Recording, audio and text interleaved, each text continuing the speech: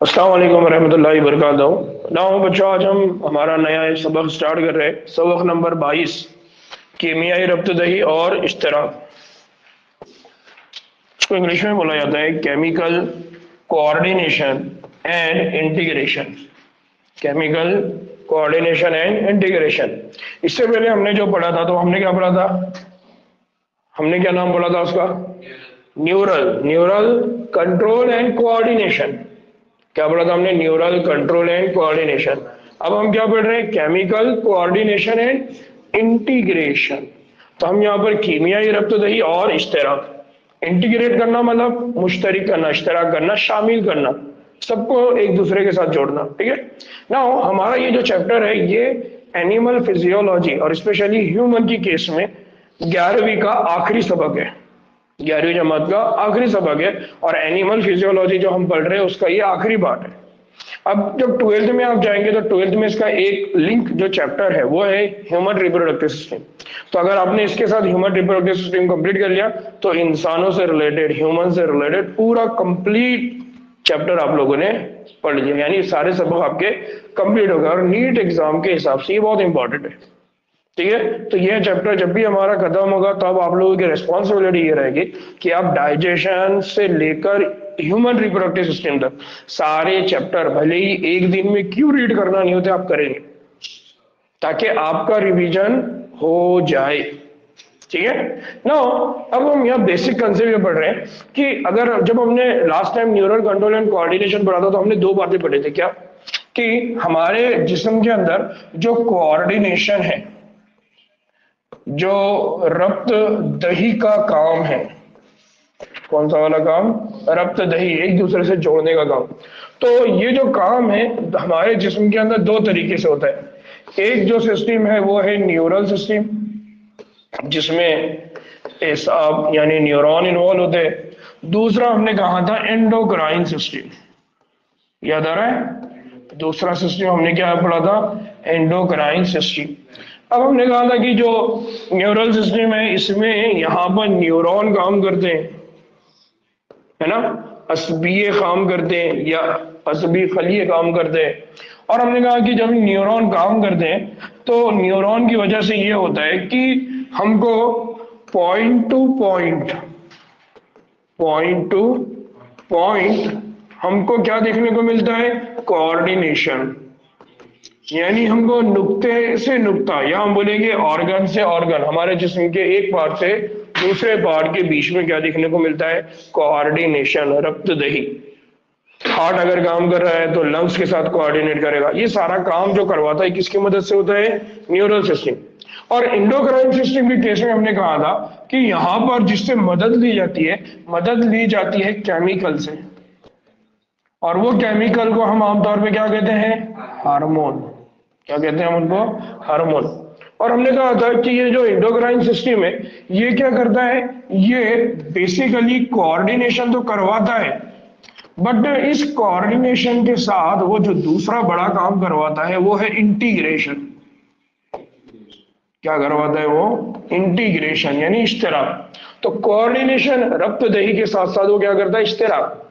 यानी वो ये तो करवा देगा कि एक ऑर्गन दूसरे ऑर्गन के साथ मिलकर काम करेगा, बट उनके अंदर इश्तराक रहेगा, वो मुश्तरक रहेगा। जितना ज्यादा अदर ऑर्गन काम कर रहा उतना ही बाकी के ऑर्गन भी काम करेंगे।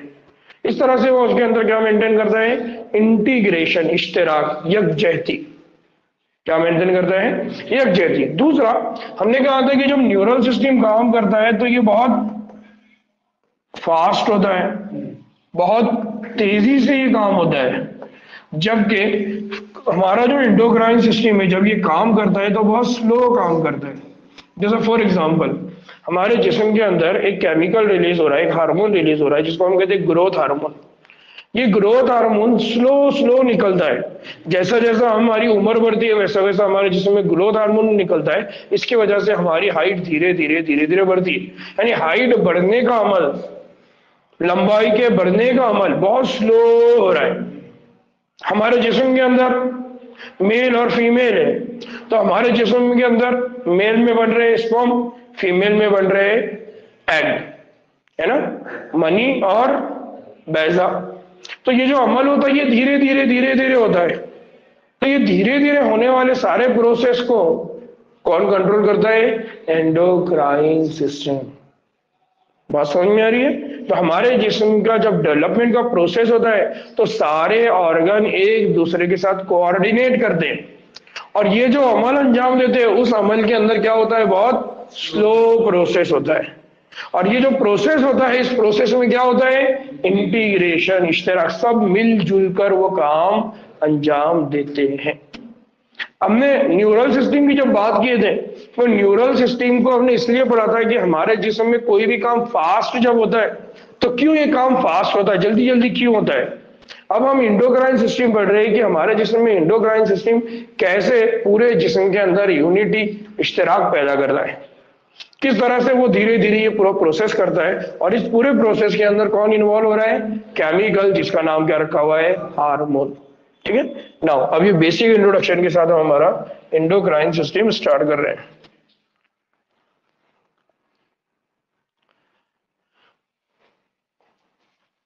नाउ हम पहला जो बाब है वही बात को यहाँ पर है कि जो अज़बी निज़ाम है, ये अज़बी निज़ाम क्या करता है? ये अज़बी निज़ाम मुख्तलिफ अज़ा में एक नुक्ते से दूसरे नुक्ते तक क्या करता है? रब्त दही, कोऑर्डिनेशन मेंटेन करता है। फिर अज़बी रक्त दही जो होती है वो बहुत तेज होती है, मगर बहुत कम अरसे के लिए होती है, यानी ये बहुत जल्दी क्या हो जाएगा? प्रोसेस खत्म हो जाएगा। चूंकि अज़बी जो रेशे होते हैं ये जिस्म के तमाम खलियों तक नहीं पहुंच सकते, यानी हर खलिए तक, हर सेल तक नहीं पहुंच सकता। ये ऑर्गन तक जाएगा, टिश्यू तक जाएगा, बट एक एक सेल तक ये नहीं जा सकता। तो अब इनकी जगह कौन लेगा?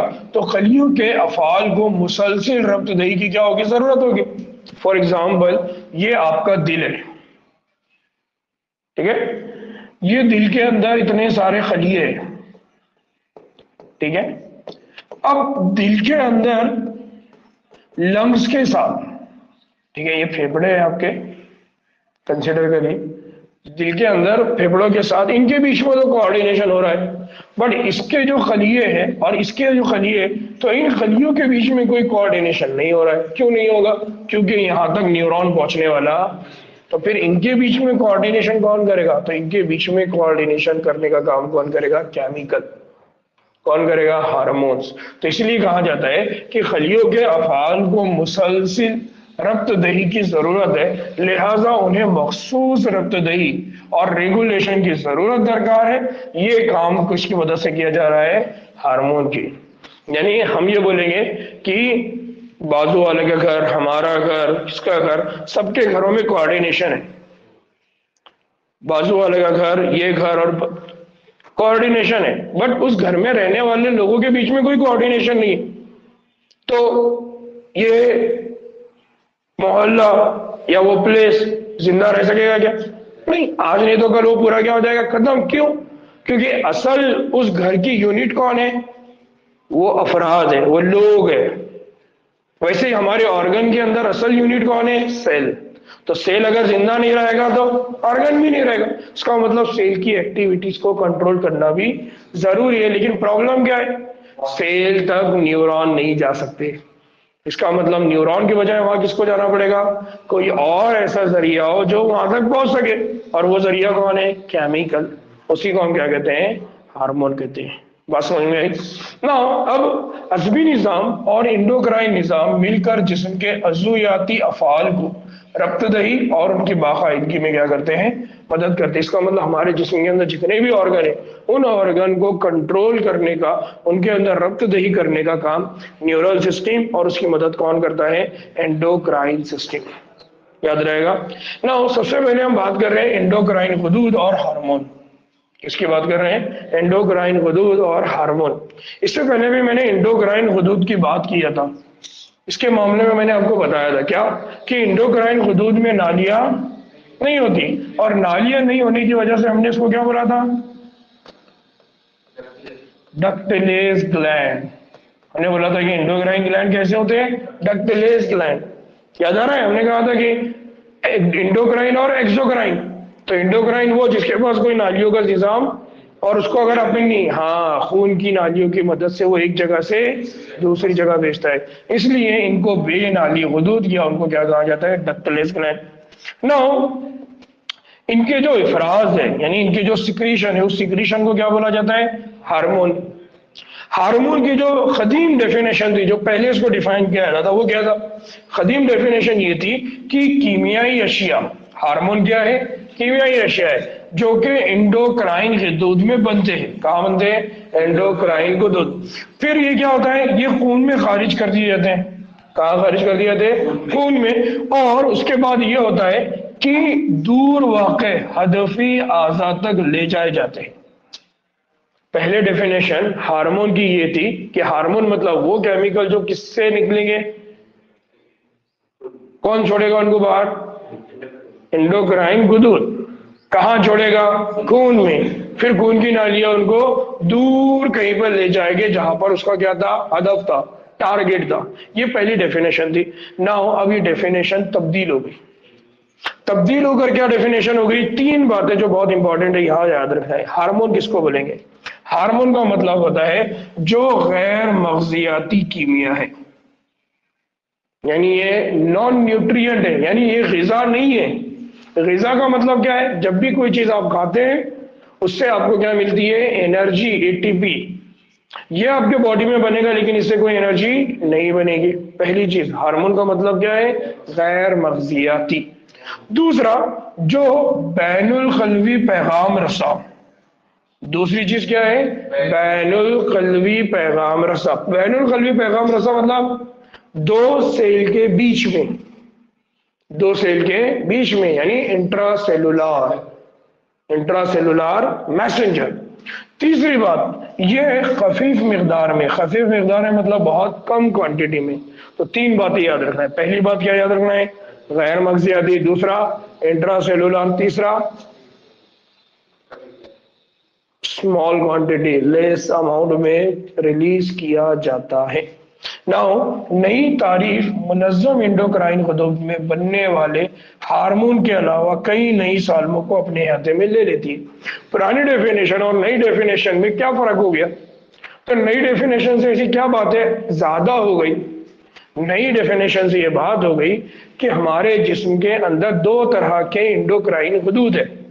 एक इंडोक्राइन गुदूद है जिनको कहा जाता है ऑर्गेनाइज्ड। क्या बोला जाता है इनको? Organised endocrine gland. क्या बोला जाता है? Organised endocrine gland. और दूसरा है जिसको बोलेंगे हम अनऑर्गेनाइज्ड। क्या बोलेंगे हम इनको? अनऑर्गेनाइज्ड। ऑर्गेनाइज्ड और अनऑर्गेनाइज्ड का मतलब क्या है? ऑर्गेनाइज कम, हम ऑर्गेनाइज किसको बोलते हैं? ऑर्गेनाइज किसको बोलते हैं? जो बहुत मुनज़्ज़म हो, जिसकी एक तंजीम हो, उनके बीच में एक दूसरे के साथ रिलेशन हो, रब्त हो, वो एक दूसरे की सुनते हो, उसको हम क्या बोलेंगे? ऑर्गेनाइज्ड। अनऑर्गेनाइज्ड का मतलब जो इंडिविजुअल है, अकेला अकेला है। इसका मतलब ये हो गया कि पहली डेफिनेशन के हिसाब से सिर्फ कौन से वाले केमिकल को आप हार्मोन बोलते थे? उन्हीं को बोलते थे जो इंडोक्राइन गुदूद से निकलते, जो कि ऑर्गेनाइज्ड है, जो एक दूसरे के साथ मिलकर काम करेंगे। लेकिन हमारे जिस्म में कुछ ऐसे गुदूद भी है जो अनऑर्गेनाइज है, तो फिर उनसे निकलने वाले केमिकल को आप क्या बोलेंगे?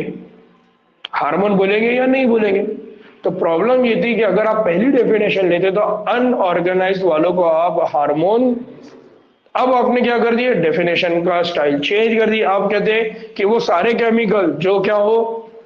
गैर मग़ज़ियाती हो, जो दो सेल के बीच में काम करने वाले हो, और जो बहुत कम क्वांटिटी में, खफीफ मिकदार में, बहुत कम अमाउंट में रिलीज होते हैं, वो कौन रहेंगे? हार्मोन्स। वो क्या रहेंगे? हार्मोन्स। याद रहेगा? तो इस तरह से अब क्या हो गया? हार्मोन की डेफिनेशन में दोनों भी कैटेगरी आ गई, ऑर्गेनाइज्ड और अनऑर्गेनाइज्ड। बात समझ में आई मेरी? नाउ अब यहां पर एक कंसेप्ट है, यहां पर देखिए आप कि ऑर्गेनाइज का मतलब क्या है? ऑर्गेनाइज का मतलब क्या है? जैसा यहां पर अगर आप देखेंगे तो यहां पर कौन कौन से ग्लैंड है? सबसे पहले यहां पर अगर आप देखेंगे तो यहां पर है पीनियल ग्लैंड। दूसरा यहां पर कौन है? Pituitary gland. एक ग्लैंड कौन है? पीनियल ग्लैंड है। दूसरा कौन है? Pituitary gland. उसके बाद यहां पर कौन है? Parathyroid gland. दूसरा कौन है? Thyroid gland. यहां दिख रहा है। उसके बाद कौन है? Adrenal gland. और कौन है? पैनक्रियास। उसके बाद कौन है, अगर फीमेल की बात करें तो ओवरी, मेल की बात करें तो टेस्टिस। इसका मतलब pineal gland, pituitary gland, parathyroid gland, thyroid gland, adrenal gland, pancreas, ovary, testis, this all are the organised gland, मुनज़्ज़म ग्लैंड। ये सब कौन से हुदूद है, मुनज़्ज़म हुदूद है। ये कौन से हुदूद है, मुनज़्ज़म हुदूद। लेकिन यहां पर कौन से वाले हुदूद के नाम रह गए, जिनको हमने पढ़ा हुआ है कि ये हुदूद है, पर यहां उनका नाम ही नहीं आया। हाँ सही बोले सुफियान, सही जगह हाथ रखा। कौन सा, सलाइवरी ग्लैंड। सलाइवरी ग्लैंड का नाम है क्या, तो फिर हम उसको हुदूद बोलेंगे या नहीं बोलेंगे, बोल सकते। लेकिन यहाँ अगर पुरानी डेफिनेशन लेते तो नहीं बोल सकते थे। वैसे ही गैस्ट्रिक ग्लैंड, स्टमक में सिक्रेशन होता है, उसका नाम है क्या यहाँ, किडनी। किडनी से भी हार्मोन रिलीज होता है, याद आ रहा है ना। तो इसका मतलब ये था कि हमारे जिस्म में बहुत सारे ऐसे हुदूद हैं जो अलग अलग जगह से निकलते हैं, लेकिन वो किसी दूसरे ऑर्गन के बोलने की वजह से नहीं निकलते, इसलिए उनको किसके बाहर रखा गया था, ऑर्गेनाइज से बाहर। इसका मतलब वो कौन हो गए, अनऑर्गेनाइज। तो पहली डेफिनेशन अगर लेते तो इनको हम उसमें हार्मोन नहीं बोल सकते थे, इसलिए दूसरी डेफिनेशन को बनाया गया। और उस दूसरी डेफिनेशन में तीन बातें बहुत इंपॉर्टेंट है। क्या, हार्मोन मतलब गैर मगजियाती कीमिया, दूसरा इंट्रासेल्यूलर, दो खलियों के बीच में काम करने वाले, तीसरा खफीफ मिकदार में प्रोड्यूस होने वाले।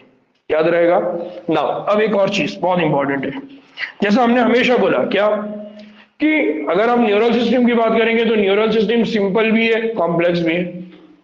एक्सक्रीटरी सिस्टम की बात करेंगे तो सिंपल भी है, कॉम्प्लेक्स भी है।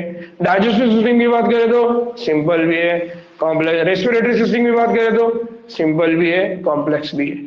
नाउ सेम यहां पर भी ऐसा ही है। अगर हम गैर फिक्री जानदारों की बात करते हैं, गैर फिक्री जानदार मतलब इनवर्टिब्रेट्स, जिनके अंदर वर्टिब्रल कॉलम नहीं है, तो उनके अंदर इंडोक्राइन जो निजाम है वो बहुत सादा होता है। क्या सादा का मतलब है कि उसमें सिर्फ चंद हार्मोन ही तैयार होते हैं, यानी कुछ हार्मोन रिलीज हो गए, इसका मतलब कुछ ही ग्लैंड उनके पास है, उनके पास बहुत सारे ग्लैंड नहीं है। ठीक है ना। जबकि फिक्री जानदारों की अगर बात करते हैं, यानी किसकी, वर्टिब्रेट्स, किसकी बात करते हैं, वर्टिब्रेट्स की अगर बात करते हैं, तो वर्टिब्रेट्स की खास बात क्या है, वर्टिब्रेट जानवरों में कई कीमियाई हार्मोन्स है जो काम करते हैं और रब्तदही क्या करते हैं, फराहम करते हैं ना। इसका मतलब ये है कि जो गैर फिक्री जानदार है, जो इनवर्टिब्रेट है, उनमें भी न्यूरल सिस्टम है, बट बहुत ही सिंपल है, सादा है।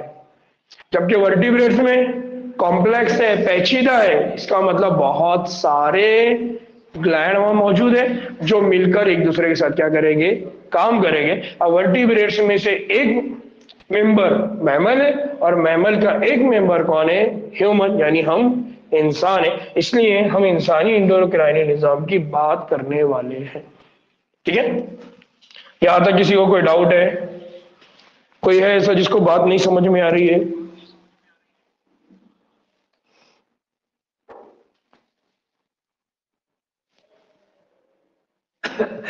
फातिमा, अक्सा, फाहमी, आलिया, आयशा, सना, बात क्लियर है बच्चों?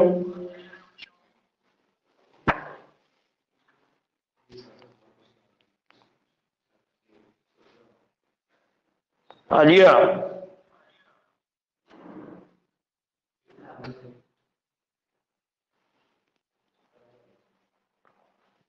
ठीक। Now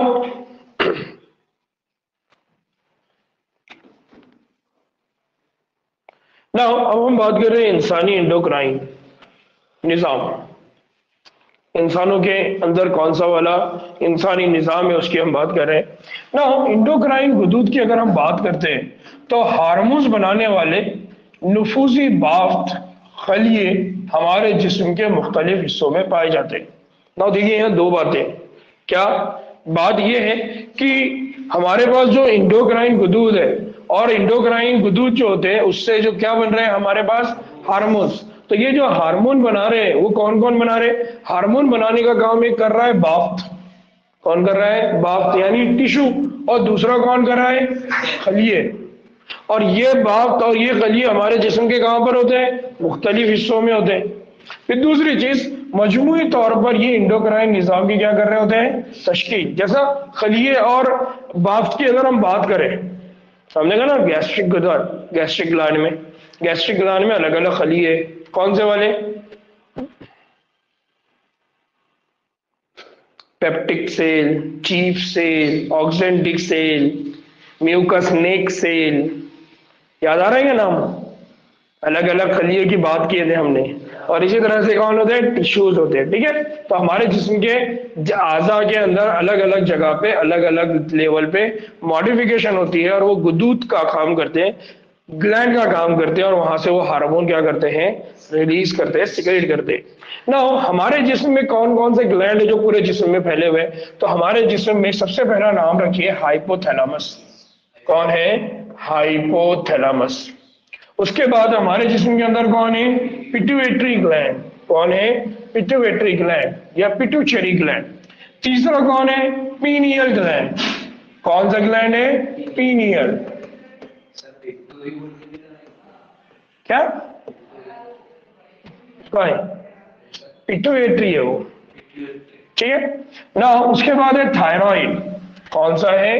thyroid. और उसी के बाजू में कौन होता है? पैराथायराइड। तो थायराइड और कौन है? पैराथायराइड। ये नाम आप लोगों ने जल्दी जल्दी याद करना है। थायराइड और कौन हो गया? पैराथायराइड। ना उसके बाद कौन हो गया? एड्रीनल। याद आ रहा है एड्रीनल? कहां पड़े थे? किडनी पे, टोपी के जैसा, एड्रीनल। फिर उसके बाद कौन होता है? पैनक्रियास, है ना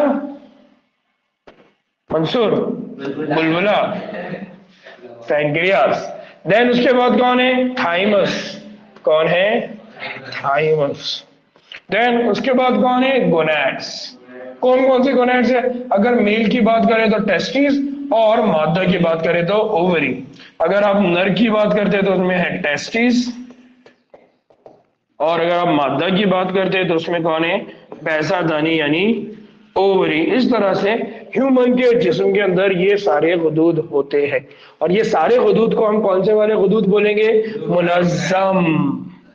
मुनज़्ज़म एंडोक्राइन ग्लैंड। क्या बोलेंगे हम इनको? मुनज़्ज़म एंडोक्राइन ग्लैंड।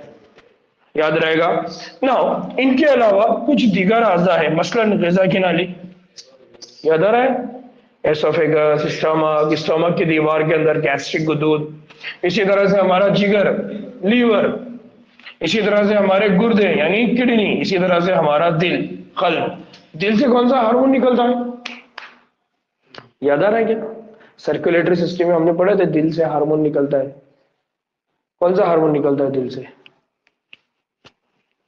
जो किडनी के फंक्शन को कंट्रोल करने का काम करता है।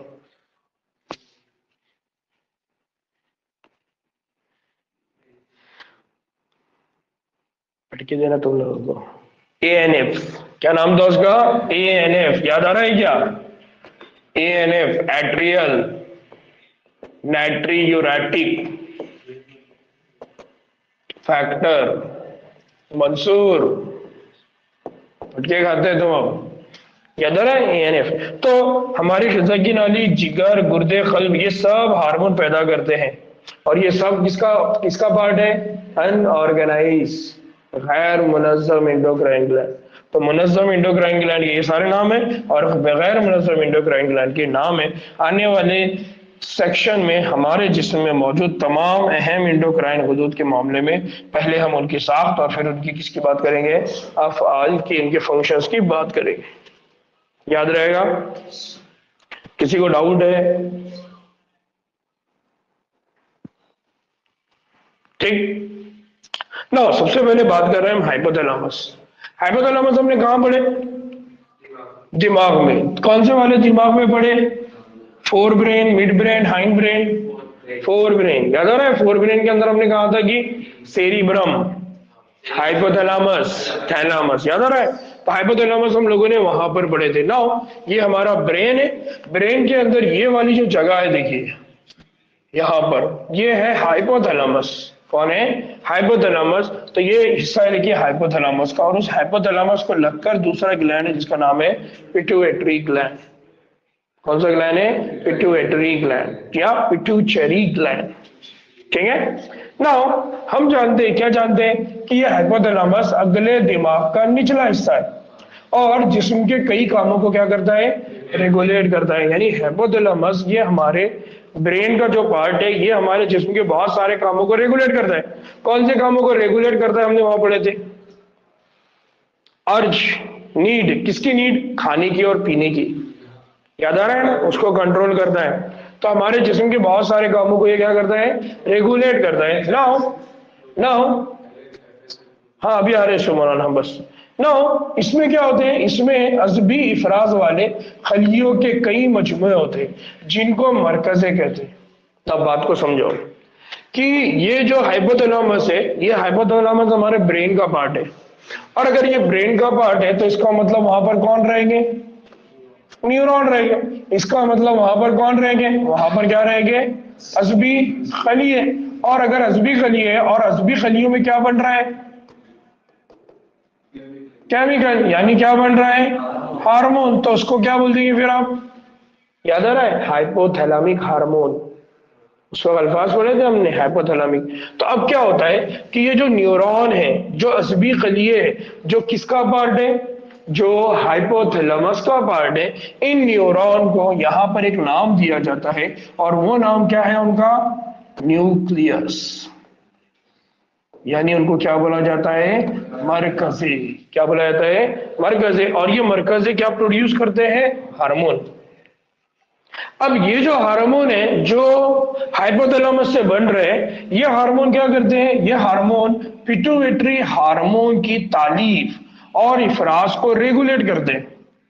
यानी ये जो हाइपोथैलेमस है, ये हाइपोथैलेमस किसको कंट्रोल करेगा? Pituitary gland. यानी ये जो हाइपोथैलेमस है जिसके साथ ही पिट्यूटरी ग्लैंड है, तो ये हाइपोथैलेमस सिग्नल करेंगे पिट्यूटरी ग्लैंड को कि तुम क्या करोगे और तुम क्या नहीं करोगे। यानी तुम कब क्या करोगे? इफराज। कब क्या करोगे? सिक्रीशन। कौन सा हार्मोन बनाओगे, कौन सा हार्मोन नहीं बनाओगे, ये डिसाइड कौन करेगा? हाइपोथैलेमस। किसके अंदर डिसाइड करेगा? Pituitary gland. बात समझ में आ रही है ना? ब्रेन का पार्ट कौन है? हाइपोथैलेमस। हाइपोथैलेमस किसको कंट्रोल करने वाले हैं? Pituitary gland. कि पिट्यूटरी ग्लैंड कब सिक्रीशन करेगा, कब नहीं करेगा, कब हार्मोन बनाएगा, कब हार्मोन नहीं बनाएगा, ये डिसाइड करेगा हाइपोथैलेमस। नाउ हाइपोथैलेमस में पैदा होने वाले जो हार्मोन है वो दो किस्म के होते हैं। यानी पिट्यूटरी ग्लैंड को जब वो कंट्रोल कर रहा है तो हाइपोथैलेमस किसकी मदद से कंट्रोल करेगा? वो खुद भी हार्मोन रिलीज करेगा। वो हार्मोन अगर पिट्यूटरी को हम गिनेंगे तो वो पिट्यूटरी को बोलेगी कि उसने क्या करना है। इसलिए हम क्या कह रहे हैं कि हाइपोथैलेमस के पास भी दो किस्म के हार्मोन बनते हैं। कौन से दो किस्म के हार्मोन बनते हैं? एक हार्मोन होता है, इसको कहा जाता है इखराजी हार्मोन। क्या बोला जाता है? इखराजी हार्मोन। दूसरा हार्मोन होता है, उसको कहा जाता है मज़ाहमती हार्मोन। नाउ अब बात को समझो, ये है हाइपोथैलेमस, ठीक है। और बोला ना, हाइपोथैलेमस के पास क्या बन रहे हैं? हार्मोन। ये हार्मोन कितनी तरह के हैं? दो तरह के हैं। एक हार्मोन का टाइप, उसका नाम क्या है? उसका नाम है रिलीजिंग। रिलीजिंग यानी इखराजी। दूसरा कौन है? इनहिबिटिंग। क्या नाम है? इनहिबिटिंग। इनहिबिटिंग मतलब मज़ाहमती। वो बोलेगा ये काम नहीं करने का, ये करने का, ये काम नहीं करने का। ये डिसाइड करने वाले दो हार्मोन है जो कहां से बनते हैं? हाइपोथैलेमस। बात समझ में आई यहां तक? नाउ अब बात को समझो कि जो रिलीजिंग हार्मोन है, वो रिलीजिंग हार्मोन, उसका नाम रिलीजिंग क्यों पड़ा? इसलिए पड़ा जो जाके पिट्यूटरी ग्लैंड को बोलेगा कि तुमने इफराज करना है। यानी वो उसको बोलेगा कि भाई तुम अब इफराज करना शुरू कर दो। और मज़ाहमती हार्मोन मतलब वो हार्मोन जो पिट्यूटरी हार्मोन को जाके बोलेगा कि भाई तुम अब रुक जाओ, स्टॉप, आगे नहीं बढ़ने का। ठीक है, बात समझ में आ रही है? तो यहाँ पर दो हार्मोन है जो हाइपोथैलेमस से निकल रहे हैं, जो पिट्यूटरी ग्लैंड को बोलने वाले हैं कि ये काम करना है, ये काम नहीं करना है। नाउ मिसाल के तौर पर एक मिसाल है, यहाँ पर किसकी मिसाल है? यहाँ पर एक मिसाल है और बहुत अच्छी मिसाल है। इसके लिए मैं जरा थोड़ी जगह क्लियर कर देता हूँ। हमारे मौलाना के दो हार्मोन के नाम जो बहुत, वो नाम बोलने का मेरे को पहले, वो नाम यहाँ पर है कि फॉर एग्जाम्पल हाइपोथैलेमस है। कौन है? हाइपोथैलेमस। अब ये हाइपोथैलेमस को क्या करना है? ये हाइपोथैलेमस को पिट्यूटरी ग्लैंड को बोलना है। क्या बोलना है भाई? कि तुम कुछ तो भी काम करो, यानी कुछ तो भी क्या करो? सीक्रेट करो, यानी आप क्या करो? इफराज करो। अब ये जिसका इफराज करवाने वाला वो कौन है? वो किसका इफराज करवाएगा ये अलग बात है। सिर्फ हमको दो के बीच में क्या कनेक्शन है उसकी बात करना है। फॉर एग्जाम्पल हाइपोथैलेमस यहां पर क्या करता है? हाइपोथैलेमस यहां पर रिलीज करता है गोनाडोट्रोपिन रिलीजिंग हार्मोन। क्या रिलीज करता है? गोनाडोट्रोपिन रिलीजिंग हार्मोन, जो क्या करते हैं? गोनाडोट्रोपिन की तालीफ और उसके इफराज के लिए पिट्यूटरी ग्लैंड को क्या करते हैं? तहरीक देते हैं। इसका मतलब हाइपोथैलेमस एक हार्मोन बनाएगा, उस हार्मोन का नाम क्या रहेगा? GnRH। क्या नाम रहेगा उसका? Gonadotropin releasing hormone. कौन सा हार्मोन है ये? Releasing hormone. और ये रिलीजिंग हार्मोन का नाम क्या है? Gonadotropin releasing hormone. इसकी वजह से क्या होगा? जो पिट्यूटरी ग्लैंड है वो सीक्रेट करेगा, वो इफराज करेगा। किसका इफराज करेगा? वो इफराज करेगा एक हार्मोन का जिसका नाम है गोनाडोट्रोपिन। क्या नाम है उसका? गोनाडोट्रोपिन। यानी यहां से जो रिलीजिंग हार्मोन निकल रहा था उसका पूरा नाम गोनाडोट्रोपिन रिलीजिंग हार्मोन क्यों पड़ा? क्योंकि वो क्या निकालने वाला है? गोनाडोट्रोपिन। कहां से? पिट्यूटरी ग्लैंड से। हाइपोथैलेमस के पास से जो हार्मोन निकल रहा है वो हार्मोन कौन है? Releasing hormone. रिलीजिंग हार्मोन मतलब वो हार्मोन जो पिट्यूटरी ग्लैंड को बोलेगा कि तुमने इफराज करना है। पिट्यूटरी ग्लैंड क्या इफराज कर रहा है? गोनाडोट्रोपिन। तो पिट्यूटरी ग्लैंड जब गोनाडोट्रोपिन रिलीज कर रहा है, ये किसने बोला? हाइपोथैलेमस ने। तो हाइपोथैलेमस ने जो रिलीजिंग हार्मोन रिलीज किया था उसका नाम क्या पड़ गया फिर? Gonadotropin releasing hormone. क्यों पड़ा? क्योंकि उसकी वजह से पिट्यूटरी ने क्या रिलीज करा था? गोनाडोट्रोपिन। तो रिलीजिंग हार्मोन का नाम अलग अलग होता जाएगा अकॉर्डिंग टू फंक्शन कि वो पिट्यूटरी को क्या बोल रहा है। बात समझ में आ रही है? पिट्यूटरी को वो क्या बोल रहा है, इसकी बुनियाद पे वहां नाम क्या हो जाएगा?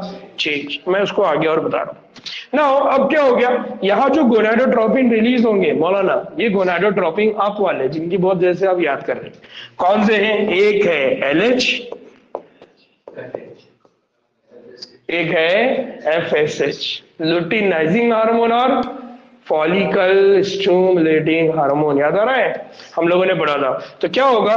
दूसरी तरफ हाइपोथैलेमस से क्या होगा? यहाँ पर इफराज होगा और हाइपोथैलेमस GnRH रिलीज करेगा, जिसकी वजह से पिट्यूटरी को तहरीक मिलेगी। वो तहरीक होगा, एक्टिवेट होगा, एक्साइट होगा, वो गोनाडोट्रोपिन रिलीज करेगा। और वो दो गोनाडोट्रोपिन के नाम क्या है? LH and FSH। ठीक है? तो ये जो हार्मोन था हाइपोथैलेमस से निकला, ये हार्मोन कौन सा था? Releasing hormone. नाउ अब हाइपोथैलेमस से एक और हार्मोन निकल रहा है। वो हार्मोन कौन है? वो हार्मोन है इनहिबिटिंग हार्मोन। कौन है वो? Inhibiting hormone. और इस इनहिबिटिंग हार्मोन का यहां पर नाम क्या है? इस इनहिबिटिंग हार्मोन का नाम है सोमैटोस्टैटिन।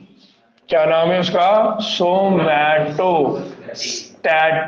क्या नाम रखा हुआ है इसका? सोमैटोस्टैटिन। ये सोमैटोस्टैटिन क्या करता है? पिट्यूटरी को जाता है और पिट्यूटरी को जाके सिग्नल करेगा। ये किसको जाके सिग्नल करेगा? पिट्यूटरी को। पिट्यूटरी ग्लैंड को सिग्नल करेगा। क्या सिग्नल करेगा? रुक जाओ, इसका मतलब ये जब जाके पिट्यूटरी को सिग्नल करेगा तो पिट्यूटरी से पहले से कुछ तो भी निकल रहा होगा। क्या निकल रहा था पिट्यूटरी से? पिट्यूटरी से पहले से निकल रहा था एक हार्मोन जिसका नाम है ग्रोथ हार्मोन। पिट्यूटरी क्या रिलीज कर रहा था? Growth hormone. इसका मतलब यह है कि अगर हाइपोथैलेमस ने क्या रिलीज करा? सोमैटोस्टैटिन, तो पिट्यूटरी को क्या पता चलेगा कि अब उसने क्या बंद कर देना है? ग्रोथ हार्मोन का इफराज बंद कर देना है। तो दो एग्जांपल आपने याद रखना, एक रिलीजिंग हार्मोन की और एक इनहिबिटिंग हार्मोन की, एक मजामती हार्मोन की और एक इखराजी हार्मोन की। बात समझ में आई? तो हाइपोथैलेमस है, हाइपोथैलेमस पिट्यूटरी को बोलेगा भाई काम करना है, या पिट्यूटरी को बोलेगा भाई काम, जब काम करवाना है तो हाइपोथैलेमस एक हार्मोन रिलीज करेगा, उसका नाम क्या है? Releasing hormone. उसका हम रिलीजिंग क्यों पढ़ा? क्योंकि उसके मिलने की वजह से पिट्यूटरी ग्लैंड इफराज करना शुरू करता है, रिलीज करना शुरू करता है। दूसरा हार्मोन जो पिट्यूटरी ग्लैंड को क्या बोला? इनहिबिट करना है। क्यों बोला गया? क्योंकि हाइपोथैलेमस से जब ये हार्मोन रिलीज होता है तो वो पिट्यूटरी की एक्टिविटी को, काम को क्या कर देता है? रोक देता है। इसलिए उसका नाम क्या बन गया? इनहिबिटिंग हार्मोन या मज़ाहमती हार्मोन। तो रिलीजिंग हार्मोन की एग्जांपल कौन है? GnRH। इनहिबिटिंग की एग्जांपल कौन है? सोमैटोस्टैटिन। और सोमैटोस्टैटिन क्यों, कौन से हार्मोन का सिक्रीशन को रोकता है? Growth hormone. किसको रोकता है? याद रहेगा। ऑनलाइन वालों को कुछ बात समझी? आलिया, आयशा, मरियम, फाहमी, निकात, फातिमा,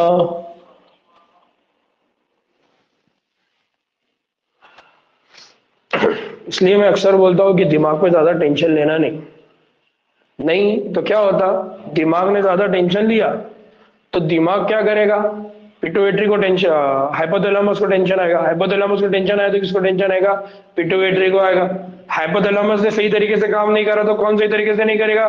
पिट्यूटरी नहीं करेगा, इफराज नहीं होगा। नतीजे में हमारे बॉडी के अंदर बहुत सारे क्या शुरू हो जाती है? प्रॉब्लम्स। अभी और आगे हम देखने वाले हैं।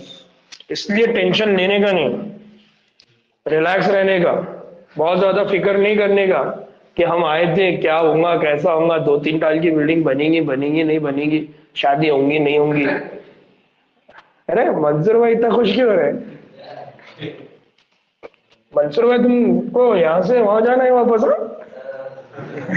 तेलंगाना क्या आंध्रा? आंध्रा।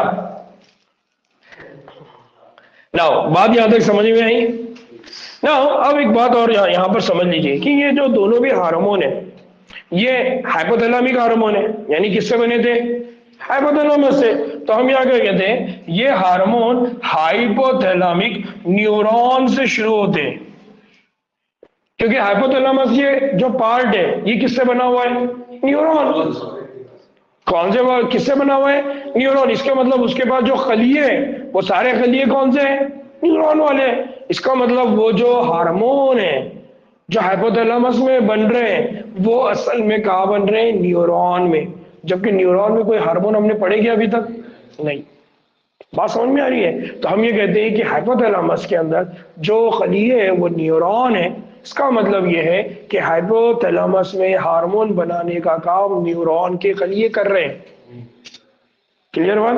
नाउ एक्सॉन से होते हुए इनके अजबी सिरों पर दोबारा क्या करते हैं? इफराज होता है। यानी क्या हो गया कि वो जो खलिए हैं वो खलियों का आखिरी जो टर्मिनल रहेगा वो क्या रहेगा? एक्सॉन। और एक्सॉन का आखिरी टर्मिनल क्या रहेगा? Knob like structure. याद आ रहा है ना? और नोब लाइक स्ट्रक्चर पे ये क्या हो जाएगी? ये एक्सॉन के जरिए फिर बाहर खारिज होते हैं। नाउ ये हार्मोन पोर्टल दरूनी निजाम, अब बहुत इंपॉर्टेंट चीज है क्या, कि यहां पर ये है पिट्यूटरी ग्लैंड। ये पिट्यूटरी ग्लैंड के अंदर भी दो हिस्से हैं। पिट्यूटरी ग्लैंड है और पिट्यूटरी ग्लैंड में भी कितने हिस्से हैं? दो हिस्से हैं। कौन से दो हिस्से हैं? एक हिस्सा होता है उसको कहा जाता है पोस्टीरियर पिट्यूटरी लोब और दूसरे को बोला जाता है एंटीरियर पिट्यूटरी लोब। बात समझ में आ रही है मेरी? हाइपोथैलेमस है, हाइपोथैलेमस का ये पार्ट है, उससे जो हमारे लोब निकली हुई है, कौन सी लोब? पिट्यूटरी ग्लैंड की। एक को बोला जाता है एंटेरियर लोब, क्या बोला जाता है? Anterior lobe. और एक को बोला जाता है पोस्टेरियर लोब। आगे का पिट्यूटरी ग्लैंड, पीछे का पिट्यूटरी ग्लैंड, याद रहेगा ना। अब क्या होता है कि ये हाइपोथैलेमस है, इस हाइपोथैलेमस से यहां से एक हार्मोन है जो कहां पर आना है? एंटेरियर के पास।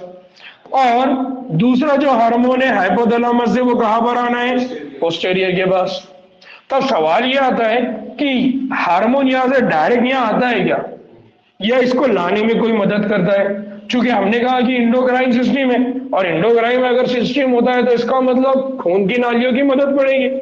बात समझ में आ रही है? तो अब यहां पर क्या होता है कि हार्मोन जो होता है वो पोर्टल तरूनी निजाम के जरिए पिट्यूटरी तक पहुंचता है। यानी यहां पर क्या होता है, यहां पर एक सर्कुलेटरी सिस्टम होता है, उसको बोला जाता है पोर्टल सर्कुलेटरी सिस्टम। क्या बोला जाता है इसको? Portal circulatory system. क्या बोला जाता है इसको? Portal circulatory system. पोर्टल का मतलब क्या होता है? हम बोलते हैं ना वेब पोर्टल, सुने होंगे ना आपने इंटरनेट पर। वेब पोर्टल, ही पोर्टल काम नहीं कर रहा है, यानी नेटवर्क काम नहीं कर रहा है। इसका मतलब क्या होता है? एक नेटवर्क होता है, और वो नेटवर्क किससे बना हुआ है? सर्कुलेटरी सिस्टम, यानी खून की नालियों से। तो खून की नालियों का एक निजाम बनता है, और वो खून की नालियों का निजाम कहां पर पहुंचता है? Anterior pituitary gland. यानी हाइपोथैलेमस और एंटीरियर पिट्यूटरी के बीच में जो कनेक्शन बन रहा है, ये कनेक्शन कौन बनाता है? Portal circulatory system. यानी हाइपोथैलेमस को जब भी कोई हार्मोन एंटीरियर लोब को देना है तो वो किसमें शामिल करेगा? खून की नालियों में। ठीक है, यहां तक बात समझ में आई? दूसरा, posterior pituitary. Posterior pituitary direct, इसका जो काम है वो बराह रास्त है। किसके साथ बराह रास्त है? हाइपोथैलेमस के। क्यों? क्योंकि यहां पर अज़बी कंट्रोल होता है, यानी यहां से एक न्यूरॉन स्टार्ट होगा और डायरेक्ट इसको कंट्रोल करेगा। यानी यहां पर जो काम होता है ये किसके जरिए होता है? Neural system. किसके जरिए होता है?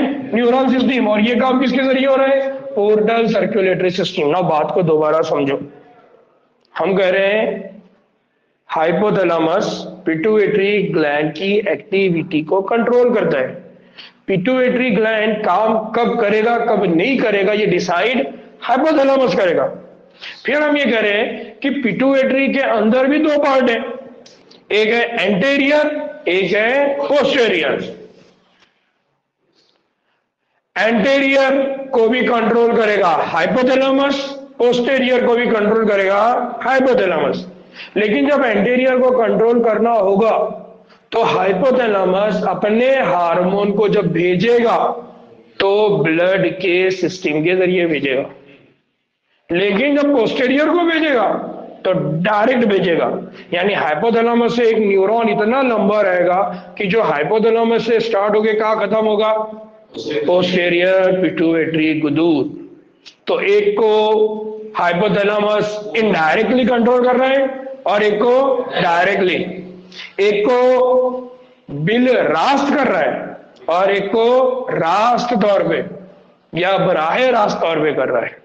बात समझ में आई ना? यहां पर किसी को कोई डाउट है? फातिमा, फाहमी, सना, आलिया, बाज, खालिद मियां, सुफियान, मंसूर, मुफ्ती साहब, यहां पर किसी को कोई डाउट है? बात क्लियर हो रही है? बात समझ में आ रही क्या हो रही है? तो ना